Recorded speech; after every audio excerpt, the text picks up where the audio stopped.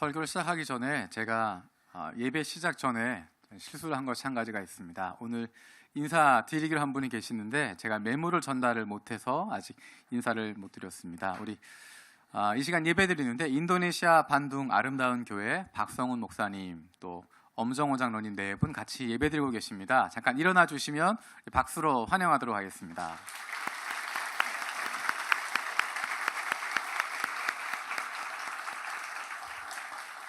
예, 이번에는 기회가 닿지 않아서 말씀을 나눌 수 있는 기회가 없는데 다음번에 기회가 되면 또 현재 이야기, 인도네시아 여러 가지 이야기를 같이 나누고 기도할 수 있는 그런 기회가 있으면 좋겠습니다. 우리가 일상생활에서 사용하지 않는, 평소에 쓰지 않는 단어들 교회에서 많이 씁니다. 교회에서 쓰고 있는 단어들 가운데 일상생활에는 거의 사용하지 않는 그런 단어들이 있습니다. 예를 들면 은혜, 또 영광, 또 진리, 성육신 이런 단어들 잘 사용하지 않습니다. 근데 교회에서는 굉장히 많이 사용합니다. 이런 단어가 가장 많이 나와 있는 곳이 어디인가? 바로 요한복음입니다. 요한복음 말씀에 보면 우리가 많이 사용하는 그런 교회적인 용어들, 교회에서 사용하는 단어들, 그런 개념들이 많이 등장하고 있습니다. 그래서 처음 믿음을 갖게 되는 사람, 특별히 교회 처음 다니게 된 사람들이 요한복음 말씀을 통해서 그런 단어들에 익숙해질 수 있고 그런 개념들과 조금 더 가깝게 여겨질 수 있습니다. 요한복음은 예수를 믿고 있는 공동체들을 위한 예수 공동체의 틀을 만들어주는 그런 책이라고 말할 수 있습니다. 예수를 믿는다는 것이 어떤 뜻인지, 예수를 영접한다고 하는 것이 무엇인지에 대해서 예수 그분이 누구인가에 대해서 구체적으로 설명하고 있는 것이 바로 요한복음 말씀입니다. 우리가 요한복음 1장부터 같이 말씀을 나누고 있는데 지난 시간에 말씀이신 그분, 참 생명이신 그분, 참 빛 되신 그분에 대해서 같이 이야기를 나누었습니다. 태초부터 계셨던, 창세 이전부터 계셨던 말씀이신 그분, 생명이신 그분, 참 빛 되신 그분, 그분이 존재했는데 그게 어쨌다는 건가? 그게 우리와 어떤 상관이 있는 것인가? 오늘의 본문 말씀은 거기에서 시작하게 됩니다. 우리 14절 말씀 같이 읽도록 하겠습니다. 14절입니다. 시작. 말씀이 육신이 되어 우리 가운데 거하심에 우리가 그의 영광을 보니 아버지의 독생자의 영광이요 은혜와 진리가 충만하더라. 아멘.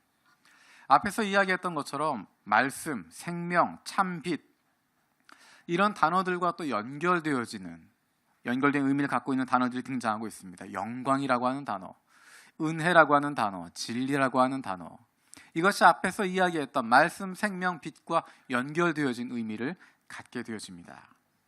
영광이라고 하는 것, 그것이 어떤 것일까? 하나님을 가리켜서 하나님의 영광을 가리키는 영광이라고 하는 단어는 사람들 가운데 하나님의 임재를 표현할 때, 하나님이 그들과 함께 하신다라는 것을 표현할 때 하나님의 영광이 함께했다라고 하는 표현을 사용하고 있습니다. 실제로 사람들에게 하나님께서 내가 함께하는 것, 하나님이 함께하시는 것, 그것을 드러내는 장면, 구약 성경에서 그 장면에 하나님의 영광이 함께했다라는 용어들을 사용하고 있습니다. 예를 들어서 이스라엘 백성들이 출애굽 이후에 광야에서 굶주림으로 헤매고 있을 때 그들은 불평합니다. 목이 마르고 배가 고프고 먹을 것 없다고 불평할 때 하나님께서 그들에게 만나와 메추라기를 약속하십니다. 그때도 하나님의 영광이 나타났다라고 이야기합니다. 모세가 시내산에 올라가서 언약을 받게 되어질 때, 시내산 계명을 받게 되어지고 언약을 체결할 때도 하나님의 영광이 가득했다, 하나님의 영광이 함께했다라는 표현을 사용하고 있습니다.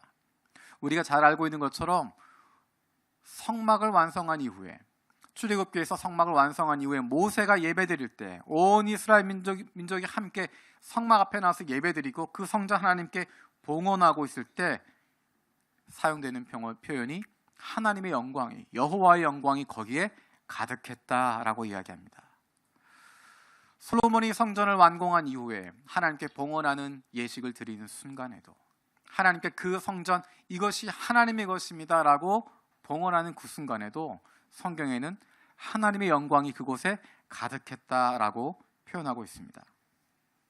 하나님의 영광이 가득했다. 하나님의 영광이라고 하는 표현은 하나님이 임재하셨다고 하는 것, 하나님의 임재를 뜻하는 표현으로 사용되는 것을 우리가 알 수 있습니다. 주님의 영광이 나타났다라고 하는 것은 하나님께서 임재하셨다, 하나님이 함께 하셨다라는 것입니다. 그러니까 요한복음에서 요한은 예수 그리스도에게서 바로 하나님의 임재를 받다는 것입니다.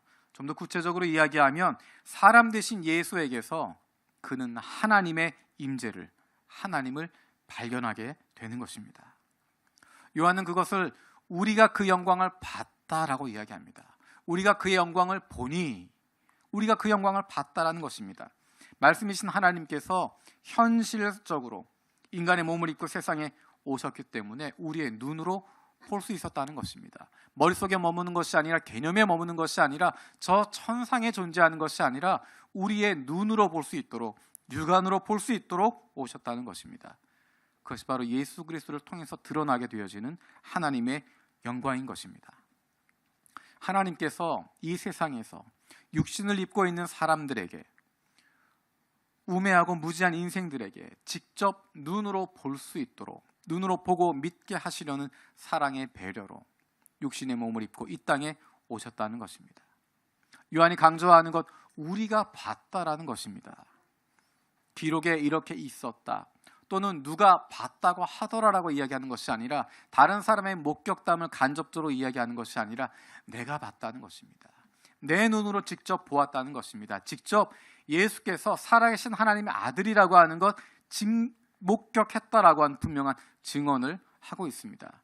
그래서 이 예수를 만나게 되면, 이 영광을 경험하고 나면, 그 영광을 깨닫게 되어지면 그 발 앞에 무릎 꿇을 수밖에 없고 그분이 하나님이라고 인정할 수밖에 없다라고 이야기하는 것입니다. 그래서 요한복음 전체에 나오는 내용들은 사람들이 예수를 만나게 되면, 이전에 만나지 못했던 예수를 만나게 되어지면 그분을 통하여 하나님의 영광을 발견하게 되어지고 그분 앞에 무릎 꿇고 나의 주, 나의 하나님이라고 고백하는 역사가 일어나게 되는 것입니다. 만약 예수를 만나고도 하나님 만날 수 없다면, 예수를 만나고도 하나님 만날 수 없다면, 이 세상에는 하나님께 나아갈 다른 어떠한 길도 없는 것입니다. 오직 예수 그리스도 그분을 만나는 것을 통해서만, 그분을 통해서만 우리는 하나님의 영광을 볼 수 있고, 오직 예수 그리스도 그분만을 통하여서 우리는 하나님께 나아갈 수 있는, 그분은 하나님께 나아갈 유일한 통로가 되시는 분이십니다. 그리고 그 안에 은혜와 진리가 충만했다라고 이야기합니다. 은혜라고 하는 것은 전혀 받기에 부족한 사람들에게 주어지는 분에 넘치는 것입니다. 예수님은 우리의 죄를 해결하기 위해서, 우리의 죄를 해결하시기 위해서 화목제물로 이 세상에 오신 분이십니다. 아담의 불순종으로 하나님의 왕 되심을 거역하게 되어지는 그 불순종으로 말미암아 약이 되어졌던 인간의 전적인 타락, 인간의 무능력, 그래서 자신의 노력으로는 의로워질 수 없고 자신의 공덕으로는 하나님께 나아갈 수 없는, 어떠한 노력으로도, 어떠한 성취로도, 어떠한 헌신으로도 생명 되신 하나님 앞에 나아갈 수 없는 상태가 되었는데,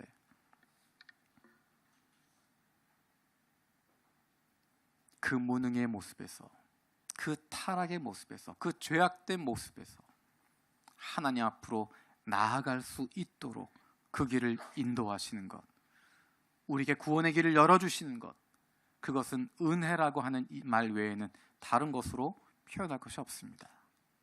이 은혜로 구원받았다고 하는 것, 우리가 하나님 앞에 나아갈 수 있는 것, 전적으로 은혜 외에는 없다고 하는 것, 처음 예수 믿을 때 고백하게 되고, 내가 나 같은 사람이 예수 믿는다고 하는 건 하나님의 은혜가 아니면 안 된다라고 고백하는데, 안타까운 것은 시간이 지나가면, 예수 믿은 지 5년, 10년 되고 나면, 예수 믿고 직분받고 헌신하고 사역하다 보면, 헌신자가 되고 사역자가 되고 목사가 되고 선교사가 되고 나면, 내가 은혜로 구원받은 것이 아니라 내가 이만큼 열심히 하니까, 내가 이만큼 헌신하니까, 내가 이만큼 하나님 앞에 내 것 드리고, 내가 이만큼 하나님 앞에 열심을 다하고 충성을 다하고 있으니까 나는 이 정도 받을 만한 자격이 없다라고 착각하게 되는, 그리고 더 나아가서 다른 사람들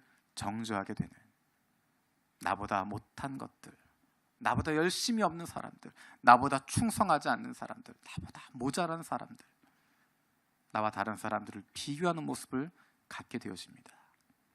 그런데 성경은 하나님이 우리에게 은혜로 주셨다라고 이야기합니다. 예수 그리스도가 이 땅에 오신 것, 그것이 바로 은혜라고 이야기합니다. 우리에게, 무능한 우리들에게 아무런 자격도 없고 아무런 능력도 없고 아무런 길도 없는 저와 여러분들에게 하나님께 나아갈 수 있는 그 길 열어주시는 것, 그것은 전적인 하나님의 은혜입니다. 은혜 아니면 우리가 어떻게 살아갈 수 있겠습니까? 또한 예수님은 자신을 가리켜 진리라고 이야기하십니다. 진리라고 하는 것, 그것은 철학의 궁극적인 목표를 이야기하는 것이 아니라, 무엇인가 세상의 궁극적인 지혜를 말하는 것이 아니라, 지식을 말하는 것이 아니라, 유대인들의 사고 가운데 있었던 하나님은, 여호와는 진리의 하나님이시다라고 이야기했던 시편 31편 5절에 있는 말씀처럼 진리라고 하는 것은 하나님을 의미하게 되는 것입니다. 그래서 유대 사람들에게 진리라고 하는 것, 그것은 하나님을 이야기하는 것이고, 예수님께서 유대인들에게 내가 곧 진리라고 이야기하는 것은 내가 바로 하나님이다, 내가 바로 하나님이라고 하는 것을 정확하게 이야기하고 계시는 것입니다. 그래서 예수님이 진리이실 뿐만 아니라 예수님을 믿는 사람들에게 보내주실 성령, 그를 일컬어서 진리의 영이라고 이야기합니다. 예수님이 하나님이라고 하는 사실이 우리에게 구체적으로 어떤 의미가 있을까? 그것은 구약의 제사 제도를 통해서 우리가 살펴볼 수 있습니다. 구약에서 하나님을 만날 수 있는 길, 제사를 통해서 만나게 되는 것입니다. 제사장을 통해서 드려진 구약의 예배를 통해서, 구약시대 제사를 통해서 사람들이 하나님을 만날 수 있었습니다. 그런데 그때 만날 수 있는 사람들은 하나님이 선택하신 소수의 사람밖에 없었습니다. 하나님이 선택하여 세우신 소수의 사람들, 그 사람들 외에는 하나님 앞에 나아갈 자격이 주어지지 않았습니다. 그리고 그것도 그 선택되어진 소수의 사람들, 그들도 그들 안에 죄악이 있으며 그들이 거룩하지 않으면 하나님 앞에 나아갔다가 언제 죽을지 모르는 죽음의 순간에 놓여지게 되는 것이 바로 하나님 앞에 나아간다고 하는 의미였습니다. 하나님 만나길 원하지만, 하나님 앞에 나아가길 원하지만 하나님 앞에 나아갈 수 없고 하나님을 만날 수 없는, 그것이 우리에게 주어진 상황이었는데 예수님이 이 땅에 오시면서 그것이 달라지게 됩니다. 예수님은 온 세계 모든 사람을 향해서 손을 펴시고 말씀하십니다. 수고하고 무거운 짐진 자들아, 다 내게로 오라.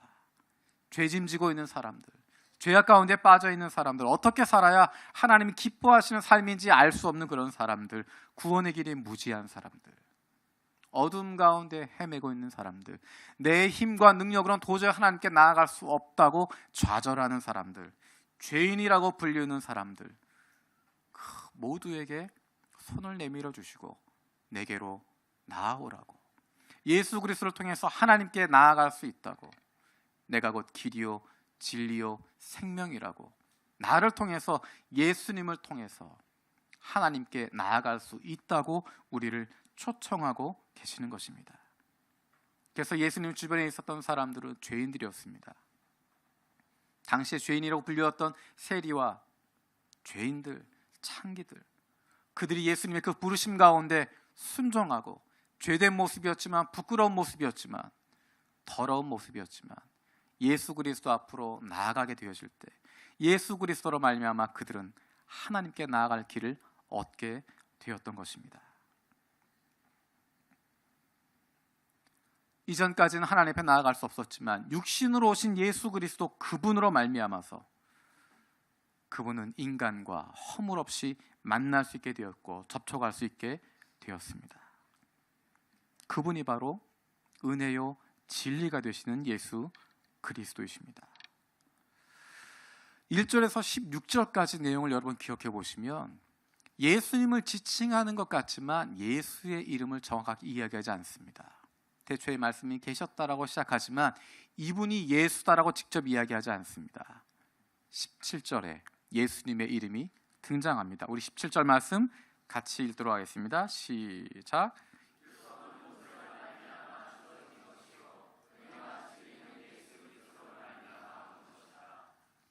17절에 가서야 비로소 예수 그리스도가 등장합니다.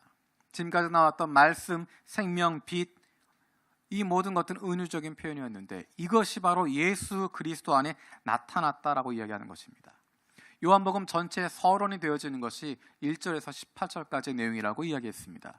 그 안에 예수가 어떤 분이신지, 예수가 하나님의 아들이라고 하는 것, 예수가 우리가 따라야 할 그 그리스도라고 하는 것, 그것을 이야기하는 것이고 정리하고 있는 것입니다. 그런데 한 가지 질문을 더 던져보겠습니다. 예수가 그리스도라고 하는 것이 왜 중요한가? 예수가 그리스도라고 하는 것, 그래 하나님이신 그분이 예수라고 하는 것, 그것이 우리에게 무엇이 중요할까? 다른 신적인 존재들과 무엇이 다를까? 사람들이 신이라고 믿는 다른 존재들과 그럼 다른 것이 도대체 무엇일까?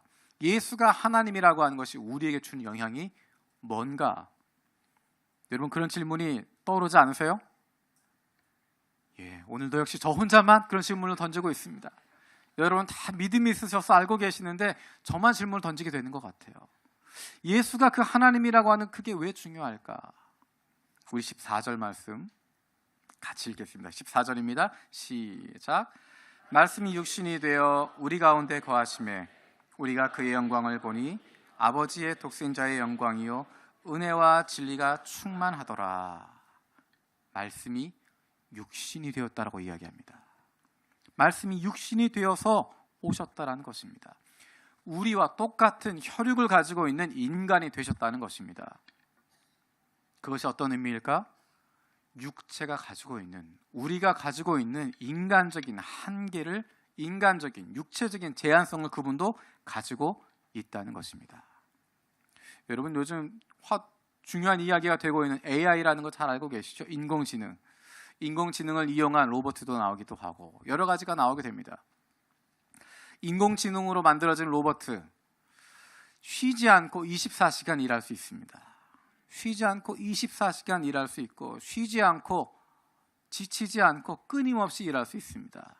집안에 만약에 인공지능으로 일하는 청소하는 로봇을 가져다 놓으면 일주일 내내 깨끗하게 집안이 유지될 정도로 전혀 쉬지도 않고 지치지도 않고 청소 다 하고 아침, 점심, 저녁 음식 다 만들고 모든 일들 다 쉬지 않고 할 수 있을 정도로.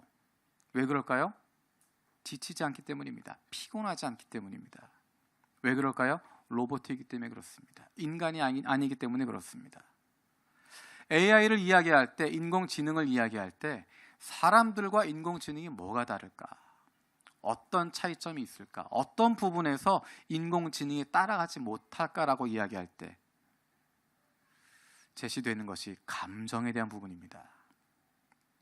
우리가 지금 가지고 있는 수많은 직업들이 앞으로 10년 뒤, 20년 뒤면 다 사라질 거라고 이야기합니다. 지금 이게 어린이들 예배가 아니라서 얼마나 감사한지 모르겠습니다. 지금 열심히 공부하고 있는데 나는 의사가 될 거야, 나는 판사가 될 거야, 변호사가 될 거야, 나는 무엇인가 어떤 일을 할 거야, 나름대로 목표를 가지고 공부하고 있는데 너무도 아쉽게도 10년 뒤, 20년 뒤가 되면 그런 직업 대부분의 그런 직업들은 사라지게 됩니다. 생각하는 것, 통계를 내는 것, 그동안 있었던 데이터를 기반으로 예측하게 되어지는 모든 일들은, 대부분의 일들은 기계가 대신할 겁니다. AI를 도저히 따라갈 수 없습니다. 지금도 많은 병원에서 AI를 사용해서 병을 진단하게 됩니다. 많은 데이터들이 있게 되어지는데 지금까지는 그것들을 의사들이 자기의 경험을 토대로, 자기가 배운 것 토대로 판단하게 되어졌지만 이제는 인공지능을 통해서 그동안의 수많은 데이터들을 분석해서 짧은 시간 안에 대안을 제시할 수 있는 시스템들이 도입되고 있습니다. 어쩌면 그것들이 더 정확하고 더 분명한 결과들을 가져오게 됩니다.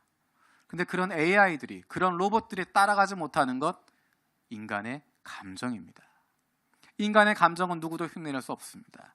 로버트가 따라갈 수 없고 통계로 이야기할 수 없고 누구도 흉내낼 수 없는 것이 바로 인간의 감정입니다. 하나님이 인간의 몸을 입고 이 땅에 오셨다고 하는 것, 예수님이 이 땅 가운데 육체로 오셨다고 하는 것, 그것은 육체의 제한성을 그대로 갖고 있다는 것입니다. 피곤하기도 하고 감정을 느끼기도 하고. 마태복음 8장, 마가복음 4장, 누가복음 8장에 보면 예수님과 제자들이 함께 배를 타고 가는 장면이 등장합니다. 재밌는 것은 늘 갈릴리 호수 배를 타고 왔다 갔다 하시는 장면이 많이 등장하는데, 특별히 마태복음 8장, 마가복음 4장, 누가복음 8장에 나오는 그 장면에 중요했던 것은 뭐냐면 큰 광풍이 몰아친다는 것입니다. 예수님의 제자들 중에 많은 사람들이 뱃사람입니다. 그 호수에서 물고기 잡았던 사람, 뼈가 굵어졌던 사람들입니다. 그곳에 깊숙해 있었던, 그것의 모든 상황을 잘 알고 있는 그런 사람들이었는데, 본문에 보면 제자들이 당황하고 있습니다. 우리가 죽게 되었다라고 이야기합니다. 얼마나 광풍이 크게 불었으면, 얼마나 심하게 파도가 쳤으면 그 전문가들도 죽겠다라고 걱정할 정도로, 두려움에 빠질 정도로 심하게 배가 흔들리고 있었습니다. 근데 더 재밌는 것은 뭐냐면 거기에 딱 한 사람, 그 와중에 잠을 자고 있는 사람이 있습니다. 누굴까요? 예수님이십니다. 그렇게 배가 요동하고 있는데 적당히 흔들려주는 것이 아니라, 잠자기 좋게 적당히 움직이는 것이 아니라 요동하고 있고 광풍에 흔들리고 있고, 그 뱃사람들이 이 배가 뒤집어질 것 같다고, 죽을 것 같다고 떨고 있는 그 순간에 예수님이 주무시고 계십니다. 왜 그랬을까요? 피곤하기 때문에. 예수님께서 그 앞뒤로 하신 수많은 사역들이 있습니다. 그것들을 하시면서 피곤하시기 때문에 피곤에 지쳐 잠자고 있는 모습을 보게 되어집니다. 예수님도 피곤하시더라. 제가 어렸을 때 생각했던 유치한 생각이 한 가지 있습니다. 사람이 뭘 안 먹고 지냈으면 좋겠다.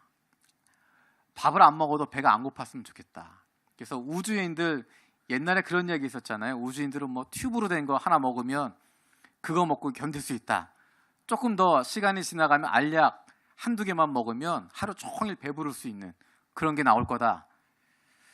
지금 보니까 그런 건 안 나올 것 같습니다. 왜냐하면 먹는 즐거움이라고 하는 것, 그것은 다른 것에 빼앗길 수 없는 부분인 것 같아요. 배부르다고 하는 것, 먹지 않으면 배고프다고 하는 것, 그것은 굉장히 자연스러운 모습입니다. 예수님도 그런 모습을 보이고 계십니다. 마태복음에 보면 예수님께서 21장에 이른 아침에 성으로 들어오실 때 시장하신지라 라고 기록되어져 있습니다. 이 표현이 얼마나 저에게 위로가 되는지 모릅니다. 배고플 때, 그래, 예수님도 배고프셨지.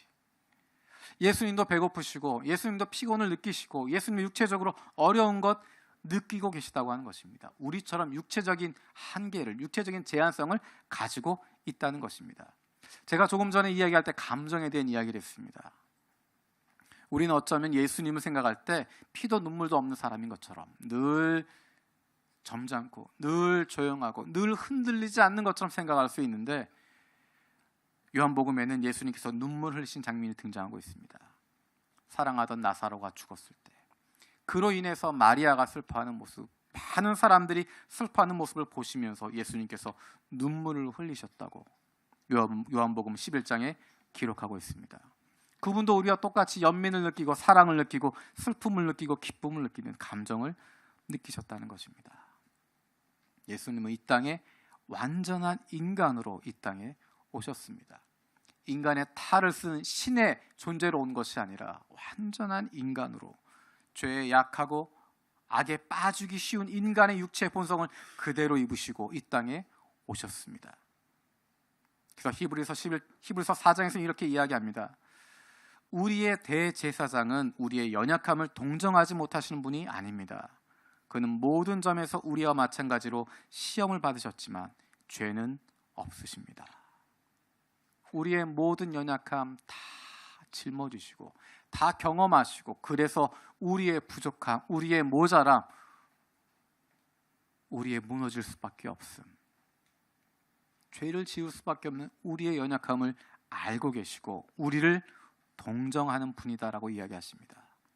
하지만 차이점은 그분은 죄는 없으시다라는 것입니다. 우리와 마찬가지로 시험을 받으셨지만 죄는 없으시다라고 이야기합니다. 예수님께서 이 땅에 인간의 몸으로 오신 이유, 요한복음 13장 이렇게 이야기합니다. 내가 너희에게 행한 것 같이 너희도 행하게 하여 본을 보였노라. 인간의 몸으로 이 땅에 살아가면서 어떻게 살아가는 것이 하나님이 기뻐하신 삶인지, 어떤 삶이 하나님의 자녀의 삶인지, 우리가 어떻게 이 땅에서 살아갈지를 구체적으로 보여주시는 것이 예수님의 모습인 것입니다. 그리고 오늘 본문에는 육신이 되어 이후에 붙는 표현이 있습니다. 우리 가운데 거하심에, 우리 가운데 거하셨다라고 이야기합니다. 이것을 직역하면 그는 우리 가운데 천막을 치셨다라고 하는 뜻입니다. 우리 가운데 천막을 치셨다, 우리 가운데 머무셨다, 우리 가운데 있으셨다라는 것입니다. 이것은 우리에게 두 가지를 떠오르게 합니다. 한 가지는 광야에서 이스라엘과 함께 있었던 성막을 기억하게 합니다. 하나님께서 그의 백성들이 이집트에서 고통 가운데 신음하는 소리를 들으시고 그들의 기도를 들으시고 그들을 애굽에서 구출해 주십니다. 종되었던 땅, 노예되었던 이집트에서 그들을 구출해 주십니다. 그리고 그들을, 출애굽한 그들을 하나님의 백성으로 삼아 주십니다. 출애굽하는 사건은 일회적인 것이었고 순간적으로 끝나는 것이었지만 하나님의 백성이 된다고 하는 것은, 그런 신분을 얻었지만 그 신분에 맞도록 하나님의 백성답게 살아갈 수 있는 것은 시간이 필요한 것이고 오랜 과정이 필요한 것이었습니다. 그들이 변화되어야 하는 것입니다. 그래서 하나님이 그들과 함께 계시는 것입니다. 내가 너희와 함께 하겠다, 내가 너희의 하나님이 되고 너는 나의 백성이 될 거다. 그것을 보여주는 증거가 바로 성막을 만드는 것이었습니다. 하나님께서 이스라엘 백성들에게 구체적인 성막의 모습들을 이야기하십니다. 구체적인 청사진을 이야기하시고 그대로 만들라고 이야기하시고 내가 그것을 통해서 너희와 함께 하겠다 이야기하십니다. 조금 전에 이야기했던 것처럼 출애굽기 40장에서 성막을 완성하고 하나님 앞에 봉헌하게 됩니다. 그때 하나님의 영광이 가득 찼다라고 이야기합니다. 하나님께서 이스라엘 백성들과 함께 하시겠다고 했던 그것을 보여주는 것이 바로 성막이었습니다. 또 한 가지, 하나님이 우리와 함께 하신다, 하나님이 우리 가운데 천막을 치신다라고 하는 것 떠오를 수 있는 것은 요한계시록 21장입니다. 요한계시록 21장에 보면 하나님께서 그의 백성들과 함께하는 모습을 보여주고 있습니다. 요한계시록 21장 3절에 내가 들으니 보좌에서 큰 음성이 나서 이르되 보라, 하나님의 장막이 사람들과 함께 계시리니 그들은 하나님의 백성이 되고 하나님은 친히 그들과 함께 계셔서 모든 눈물을 그 눈에서 닦아주시니 다시는 사망이 없고 애통하는 것이나 곡하는 것이나 아픈 것이 다시 있지 아니하리니 처음 것들이 다 지나갔음이로라. 하나님께서 그의 백성들과 함께 하시겠다고 이야기하십니다. 하나님의 백성들 가운데 함께 거하시겠다고, 죄인이 가까이 할 수도 없고 볼 수도 없는 그 누구도 본 적 없는 그 하나님을 가까이서 뵙게 되고 그분과 함께 거하게 된다고 하는 놀라운 모습이 요한계시록에 등장하고 있습니다. 그런데 그 모습을 우리에게 이 땅 위에서 보여주시는 그분이 바로 예수 그리스도이십니다. 바로 이 땅 위에서 우리 가운데 거하시는 하나님을 보여주시는 것입니다. 우리와 동행하시는, 우리가 있는 어느 곳이나 함께 하시고 우리를 인도하시고 우리를 끝까지 붙잡아 주시는, 우리와 함께 하시는 하나님, 임마누엘의 하나님, 그분이 예수 그리스도를 통해서 드러나게 되는 것입니다. 우리 예수 그리스도를 만날 때만, 그 예수 그리스도를 통해서만 우리는 하나님을 만날 수 있고 구원을 얻을 수 있습니다. 그래서 우리가 전도하는 것이고, 그래서 우리가 복음을 전하는 것이고, 그래서 우리가 감사하게 되어지는 것입니다. 꽃봄날이라고 하는 단어 여러분 기억하십니까? 꽃 피는 봄이 오면 날 보러 와요. 한편으로 유치한 것 같기도 하고 한편으로는 참 깊은 의미가 담겨져 있는 것 같습니다. 일본에서 가장 아름다운 계절이 언제일까요? 봄. 봄 가운데 몇 월이 가장 아름다울까요? 4월. 왜 4월이 아름다울까요? 벚꽃 때문에. 벚꽃이 가장 아름다운 곳은 간다가와. 제가 그동안 들었던 이야기고 지난번 경험 보니까 맞는 것 같아요. 동경에서 가장 일본에 누군가를 초청할 때, 특히 동경에 초청할 때 가장 좋은 건 봄인 것 같습니다. 벚꽃이 한참 필 때 가장 아름다운 순간인 것 같아요. 그래서 우리가 내년 4월 8일 주일에 부모님 초청 예배를 갔습니다. 그것의 부제가 꽃 피는 봄이 오면 날 보러 와요. 벚꽃 피는 봄이 오면 날 보러 와요. 그 나가 누굴까요? 물론 저도 포함이 되겠죠. 저를 보시기도 하겠지만 날 보러 오라고 하는 그 이야기에는 예수님의 초청이 담겨져 있습니다. 예수님 만나러 오라는 것입니다. 왜냐하면 사랑하는 부모님들과 우리가 떨어져 있기 때문에, 그분들에게 예수 그래서 전하고 싶어도 전하기 어렵기 때문에, 가서 전하는 것 한계가 있기 때문에, 간다고 하는 것 자체도 어렵기 때문에 그분들을 모셔서 그분들의 마음이 열리고 그분들 가운데 예수 그리스도 만날 수 있는 기회를 드리고 함께 예배하고 싶은 마음 가운데 이것을 준비하고 있습니다. 여러분, 내려가시다 보면 바깥에 큰 포스터가 붙어 있습니다. 분홍색으로 예쁘게 되어진 것입니다.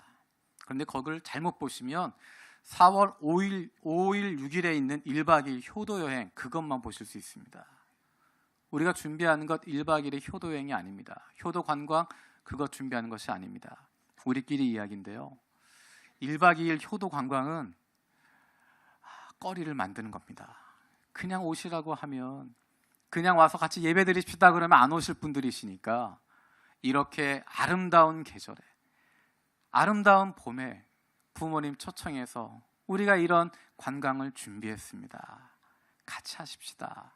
초청할 수 있는 거리를 만들기 위해서 그 여행을 준비한 겁니다. 여행은 본편이 아니고요, 여행은 에피타이저고 여행은 광고용입니다. 실제는 그 뒤에 있어요. 실제는 그 뒤에 7일날, 8일날 구체적인 프로그램들을 만들어가고 있습니다. 함께 예배할 수 있는, 그분들이, 사랑하는 부모님들이 예수님 만날 수 있는 그런 기회를 위해서 준비하고 있습니다. 근데 어떤 분들은 이것을 단순히 1박 2일 효도 관광으로 생각하시고, 우리 부모님은 안 오셔, 그런 분들 계십니다. 그렇지 않습니다. 우리가 부모님 초청하는 것, 어떻게 해서든 우리의 사랑하는 부모님에게 복음을 전하고 싶은 마음에, 어떻게 해든 그분들이 예수 믿지 않는 장애물들이 있는데, 그분들이 예수님 만날 수 없는 걸림돌들이 있는데 그것들 치워보고 싶은 마음이고, 어떻게 하면 그분들의 마음이 열리는 가운데 하나님 만날 수 있을까, 어떻게 하면 예수님 만날 수 있을까 고민하면서 이것을 준비하고 있는 것입니다. 우리 부모님이 예수 안 믿으니까 안 오실 거야, 초청해도 안 오실 거야, 당연히 안 오실 거 알죠. 그러니까 준비하는 거죠. 당연히 부르면 안 오실 거 아니까 1년 전부터 광고하고 준비하고 같이 기도하자고 하는 겁니다. 당연히 예수님 믿으라고 하면 안 믿을 거 아니까 초청하자고 하는 거고, 그래서 1박 2일 여행을 만드는 것이고 함께 하자고 하는 것입니다. 부모님 이야기할 용기가 없으세요? 1박 2일 그 이야기만 하셔도 괜찮습니다. 1박 2일 여행 오십시오라고 이야기하고 그 대신 월요일 날 가셔야 됩니다. 그 이야기만 하시면 됩니다. 모시는 거예요. 불러도 우리 부모님은 굉장히 머리가 빠르셔서 이것들이 예수 믿으라고 월요일 날 가라는 거 보니까 주일날 분명히 교회 가가지고 또 예수 믿으라고 그러려고 하는구나 하시면 어때요? 그래도 초청하는 겁니다. 안 오실 것 같아서 말도 못 꺼낸 것 하지 마십시오. 믿음으로 하는 것입니다. 안 움직일 것 아니까 기도하는 거고요, 부모님들 움직이시지 않을 거라고 확신하니까 함께 기도하며 나가는 것입니다. 만약에 여러분 부모님 가운데 그것, 우리 부모님 안 오실 것 같아, 예수 믿어야 되는데, 예수님 만나게 하고 싶은데, 같이 예배드리고 싶은데 안 오실 것 같아, 그런 확신이 있으신 분들은 담당 교육자한테 이야기해 주세요. 기도 제목을 주십시오. 같이 기도하는 겁니다. 우리가 일본에 남아서 복음을 전하겠다. 일본에 남아서 일본 영혼들에게 예수 그리스도 전하겠다. 일본 사람들이 쉽게 마음을 열어주던가요? 전도할 때 쉽게 그 사람들이 받아주던가요? 예수 그리스도 이야기할 때 아멘 그러고 받아들이면서 내가 죄인입니다라고 하던가요? 안 그렇습니다. 움직이지 않습니다. 천하의 가장 어려운 일본 사람들의 마음도 움직일 정도로 우리가 기도하고 간절한 마음으로 움직였는데 우리의 사랑하는 부모님들은 그것보다는 조금 더 쉽지 않을까 싶어요. 기도하면 될 것 같습니다. 여러분 소원하는 마음을 가지고 간절한 마음을 가지고 같이 기도하면서 매달렸으면 좋겠습니다. 혼자서는 안 돼요. 혼자서 안 되니까 지금까지 온 겁니다. 그래서 같이 하자는 겁니다. 온 교회가 매달려서 같이 기도하자는 거고요. 그런 어려운 분들이 있으면 기도 제목을 이야기하십시오. 부모님의 이름을 이야기하시고 이러한 상태 때문에 우리 부모님 절대 예수 안 믿을 거다, 절대 안 오실 거다, 못 오실 거다 이야기해 주십시오. 같이 기도할 겁니다.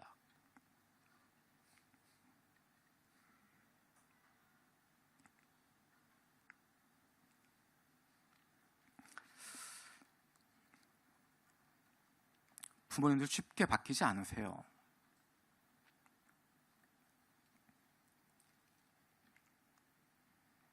특히 나이가 드신 부모님들 그동안 살아봤던 것이 있기 때문에 또 그동안 예수 믿는 사람들 때문에 겪었던 어려움들이 있으시기 때문에 예수 안 믿는다 하십니다.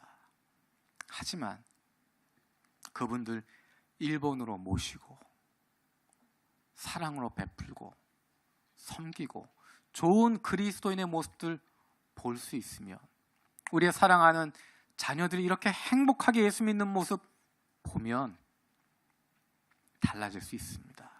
우린 그 가능성을 보고 준비하는 것입니다.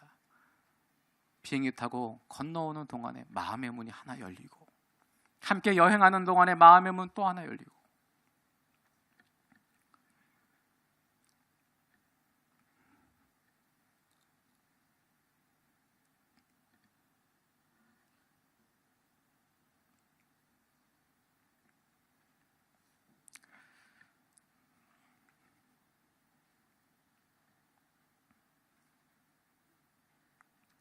내년도에 꽃봄날 준비하는 동안에 여러 부모님들이 돌아가셨습니다. 다들 그렇게 이야기하세요. 내년에 꼭 초청하고 싶었는데, 모시고 싶었는데, 예수 안 믿는 부모님, 예수님 만나게 하고 싶었는데, 예수 믿는 부모님, 내가 이렇게 일본에서 좋은 교회에서 행복하게 믿음 생활하고 있는 거 보여드리고 싶었는데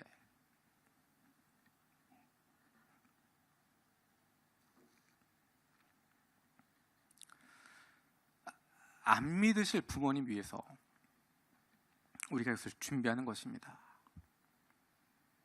부모님과 관계가 안 좋아서 초청하기 어려운 분들, 그분들 위해서 이것 준비하는 것입니다. 그분들을 사랑하는 마음으로 부모님에 대해서 간절한 마음을 가지고 우리가 준비하는 것이고, 혹시 여러분 가운데 부모님 모실 돈이 없어서 나는 못 모시겠다 하는 분 계십니까? 우리 경제적으로 어려운 거 다 압니다. 비밀 아니고요. 서로 숟가락 몇 개, 밥그릇 몇 개 있는 거 다 압니다. 가난하고 어려운 거 다 압니다. 경제적 부담이 있다는 거 다 압니다.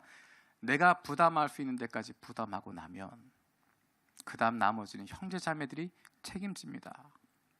그 나머지는 모자란 부분 하나님께서 채워주십니다. 우리의 믿음의 가족들을 통해서 채워주십니다. 그것 때문에 멈추지 마십시오. 경제적인 어려움 때문에 나는 힘들다, 돈이 없다는 것 때문에 멈추지 마시고 간절함이 있으면 신청하고 같이 기도 제목 놓고 기도하면서 만들어가는 것입니다.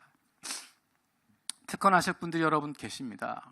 제가 부모님 몇 분 모시겠습니다 한 분들도 계시고, 비행기요금을 대겠다고 하신 분들도 계시고, 여행 비용을 대겠다고 하신 분들도 계십니다. 부모님 모시는데 도움이 필요한 교우들 함께 도울 준비가 되어 있습니다. 돈이 문제가 아니라 마음이 문제입니다. 우리의 간절함이 문제입니다. 아무리 돈이 있어도 간절함이 없으면 아무것도 할 수 없습니다. 간절하면 길이 열립니다. 간절하면 기도하게 되고, 길이 열리게 되어 있습니다. 담당 교육자에게 기도 제목을 이야기해 주십시오. 부모님 이름을 구체적으로 내어놓고 우리 부모님 이분 위해서 기도해 달라고, 마음이 움직이게 해달라고, 내가 이분들 초청할 건데 꼭 모시고 싶은데 마음 움직이게 해달라고 기도 제목 주시면 함께 온 교우들이 기도하려고 합니다. 초청하지 마십시오. 포기하지 마십시오. 혼자서 힘들기 때문에 함께 하는 것입니다. 혼자서는 안 되지만 함께하면 할 수 있습니다. 이것이 바로 우리 가운데 거하시고자 하는 하나님의 마음을 닮아가는 것입니다. 하나님 우리 그냥 내버려 둘 수도 있었고, 하나님이 그냥 너희들 마음대로 살라고 둘 수도 있었는데, 우리를 향하신 간절한 마음 때문에, 우리를 향하신 그 뜨거운 사랑 때문에 말씀이 육신이 되어 우리 가운데 거하심에 우리가 그 예수 그리스도로 말미암아 구원받게 되어진 것입니다. 이것이 바로 우리가 복음을 전하는 자세이고, 이것이 바로 우리가 복음을 전하는 모습입니다. 상대방에 대하여 안타까운 마음을 가지게 되어지고, 그가 왜 예수를 못 받아들이는지, 왜 예수를 못 믿는지, 그 장애물이 무엇인지 고민하고 그것 제거하려고 애쓰는 것, 어떻게 해서든지 그가 하나님 앞에 나올 수 있도록, 어떻게 해서든지 그가 예수 그리스도 만날 수 있도록 최선의 노력을 하는 것, 그것이 바로 우리 가운데 거하시는 임마누엘 하나님의 모습을 닮아가는, 그 예수 그리스도의 마음을 닮아가는 모습일 것입니다. 말씀이신, 생명이신, 참 빛 되신 하나님께서 이 땅에 인간의 몸을 입고 오셨습니다. 우리 가운데 거하셨다라고 이야기합니다. 그리고 우리의 모든 연약함을 경험하시고, 그래서 우리를 동정하시고, 우리를 이해하시고, 우리를 사랑하시고 하나님 앞으로 나아갈 수 있는 길을 이끌어 주셨습니다. 우리가 그 은혜로 말미암아 구원을 받았습니다. 저 여러분들은 하나님을 찾을 수도 없고 만날 수도 없고 그 앞에 나아갈 수 없는 존재들이었는데, 우리를 위해서 뜨거운 마음을 품고 이 땅에 오신 주님, 우리의 연약함과 부족함, 우리의 죄됨과 더러움에도 불구하고 우리를 위해서 이 땅에 오셔서 우리 가운데 거하신 주님, 주님의 놀라우신 은혜와 사랑을 날마다 경험하고 감사하고 겸손히 나아갈 수 있는 저와 여러분들 되어지길 원합니다. 이 시간 함께 그 주님 기억하면서 임마누엘 찬양 드리겠습니다.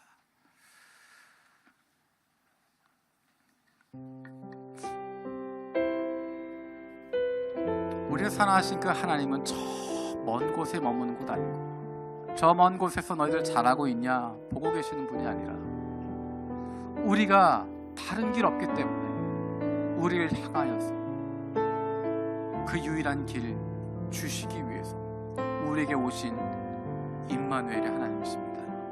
그 하나님이 저 여러분과 함께 하시고, 그 하나님의 마음을 우리도 품으라고, 예수님이 그 마음을 품으라고 말씀하십니다. 우리 함께 찬양 드리겠습니다.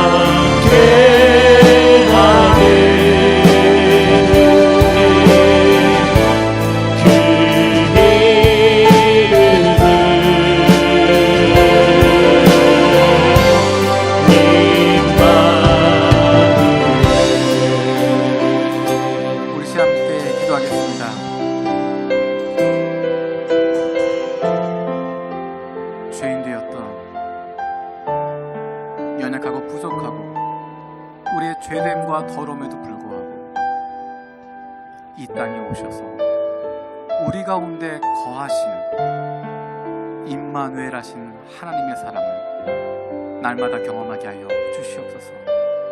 나를 찾아오신 우리 가운데 거하신 예수 그리스도의 은혜를 깨닫게 하여 주시옵소서. 우리도 나를 찾아오신 하나님을 닮아갈 수 있는 하나님의 자녀들 되게 하시고 그 하나님의 마음 품고 세상 속에서 살아갈 수 있는, 세상을 향하여서도 하나님의 사랑을 품고 나아가는 주님의 자녀들, 주님의 백성들 되게 하여 주시옵소서. 함께 기도하겠습니다.